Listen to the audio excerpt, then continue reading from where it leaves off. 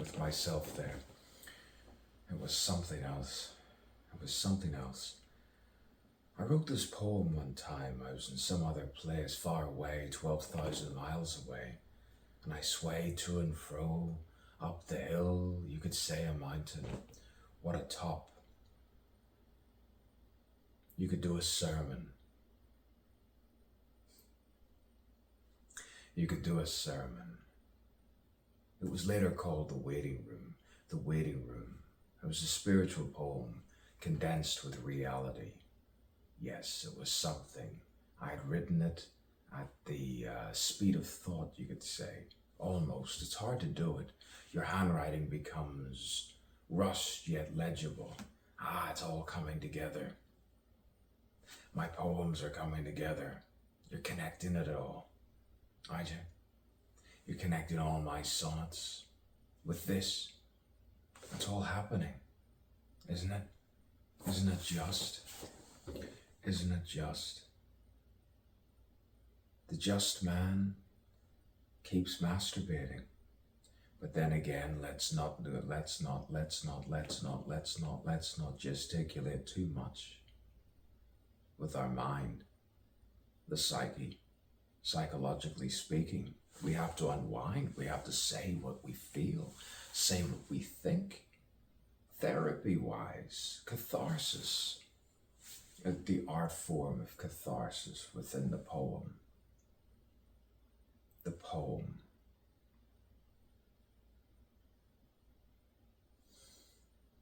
But what do I look like? How am I perceived? How do you receive my personality, my persona? Is it grateful? Are you grateful of my existence, for my existence? Do I persist and partake in what you endeavor upon? Do you reach my wavelength now? Should we empathize with telepathy? Or shall we direct our gaze elsewhere and find ourselves near apathy? Sometimes you connect it all. You collect and you elect the next second. Boy, how I beckoned the next moment, the momentary dance, the minutes, where I whispered in your ear. I whispered and I reached and I grabbed and I perceived, to perch and not sit too much, to always go around such and such a topic until you find the fluidity of thought. The fluidity of thought. How I bought all of those minutes. I bought them. What did I buy it with? What did I know it with? To know the width and the length of absolutely everything. To pontificate and ponder by a lake and wonder why. Why, for goodness sake, did it all take this long for me to know and go right round in a circle? Intelligence, perception.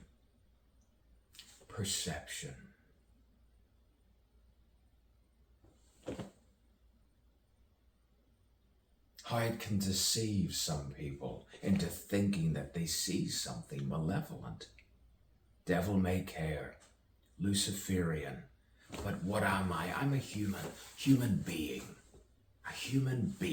humane, just like Lucifer wanted to be.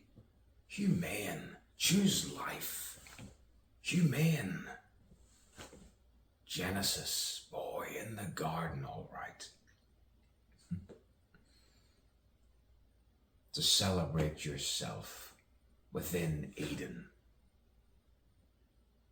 Accept the sexuality beyond humiliation, beyond everything like that. The testament of your own self.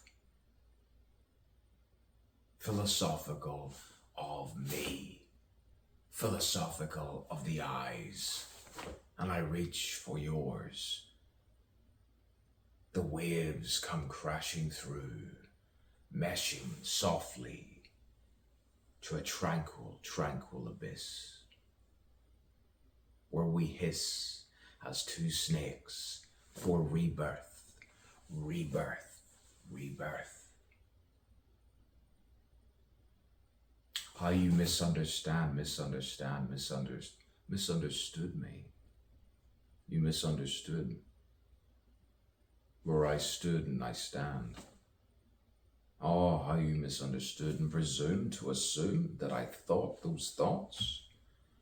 Boy, resume as I was. I shall show you my resume of my poetry poetically tonight. Sometimes you act to attract the realism within the imaginary circumstance.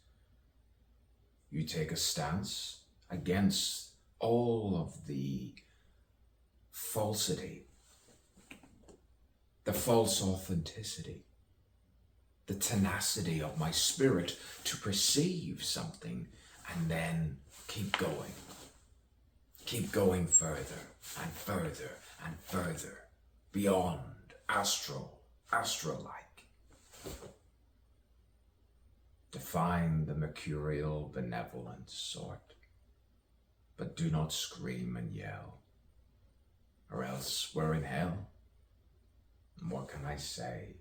Heavenly, heavenly pay me with kisses, hugs, embraces, where we can see our faces eternally young.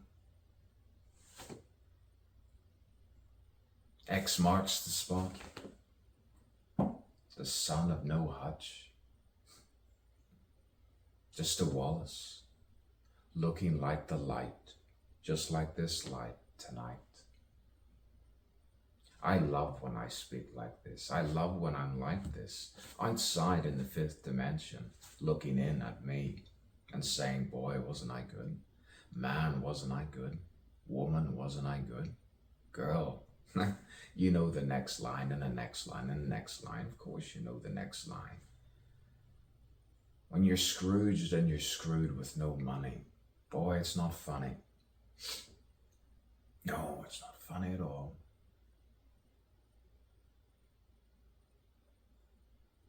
Sometimes it takes many takes to partake in the next second.